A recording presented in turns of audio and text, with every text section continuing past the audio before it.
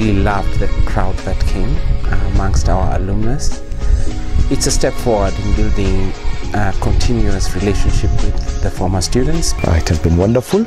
It has been very interesting to share our thoughts and experiences with our fellow colleagues on different subjects, and particularly the interaction with the Professor Charles Handy has been very, very useful. And yeah, thanks to SBS for getting everybody together. I do not like to think that business schools are allowing people to get away with just legality but injustice. I want to see your organizations and your schools talking about justice, not just legality.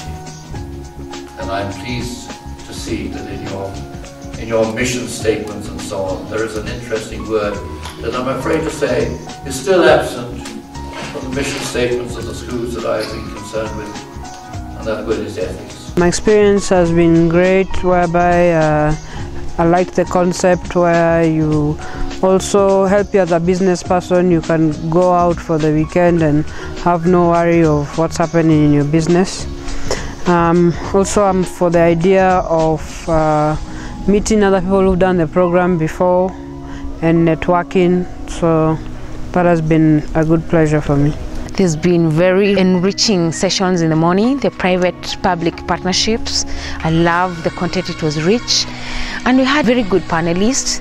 They clarified everything, the little bits I didn't understand, people who experienced how they're structuring it, and it's really awesome. If there's anything I'll go home with, it is what I got from there.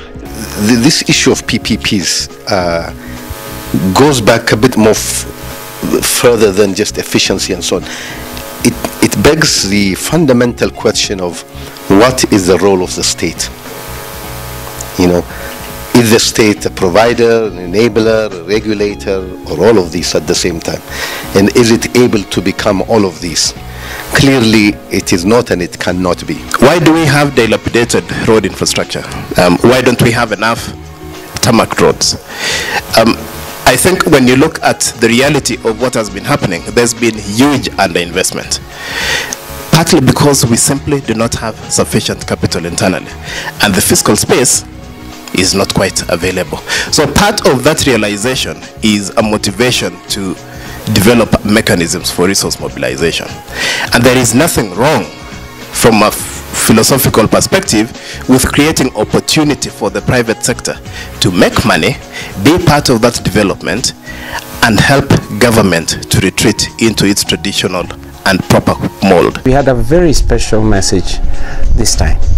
Our message was that we are uniting with the law school in order to build a relationship between law and business.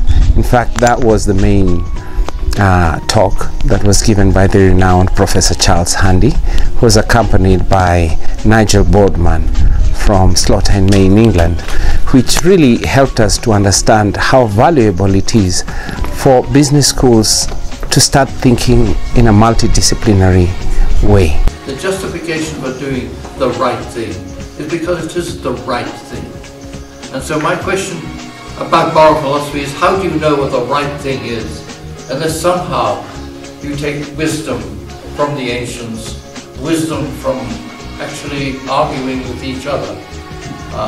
It seems to me that if you think that moral philosophy is just a set of commandments, it's wrong, actually. It's much more than that. It's working out the rules by which you want to live. And for a business to work out the rules by which it wants to live. I'm in favour of business working efficiently. And I think that lawyers' long-term interest is to be in a country which has efficient and successful businesses. So I don't think that litigation is a good thing for lawyers. I think it's a bad thing for lawyers because it damages business and therefore damages the long-term prosperity. The combination of the law school and SBS, which I think is a very interesting innovation. I think that SBS is been really doing things that I think much more could be done in other business schools in the same way. Business schools have in the past been rather narrow. For instance, they never taught anybody in the schools about law, company law. And now this is happening in SBS. They're talking about ethics, they're talking about mediation, they're talking about intellectual property and setting up centers for all this sort of thing. They're becoming the most innovative business school that I've actually known all around the world. And you will certainly be the best in Africa if you're not already there. The diversity that I've seen here, it is so amazing to the extent that now I have so many contacts.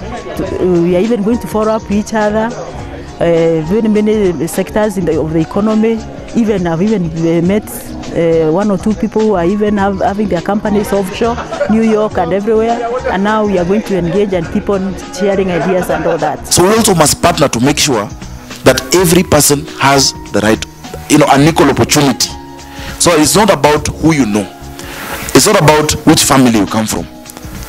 So we can give these opportunities to our young people. And that's why I started with the issue of public participation. Those of us in business, unless we draw or we create platforms through which we can engage and through which we in leadership can listen, then business will always be, the odds set by us in parliament and in government. And you always feel like it's an uphill task and it's you against government. It was very difficult convincing people to move from a previous technology to ours. I do recall that, I think so, it took us over 8 years to really start seeing any profit. I think the entrepreneurial story is the same with everybody. It's never easy. You believe in yourself, believe in where you want to go and where you want to reach. For us, this is a new step. I feel our journey is not reached, it's just starting.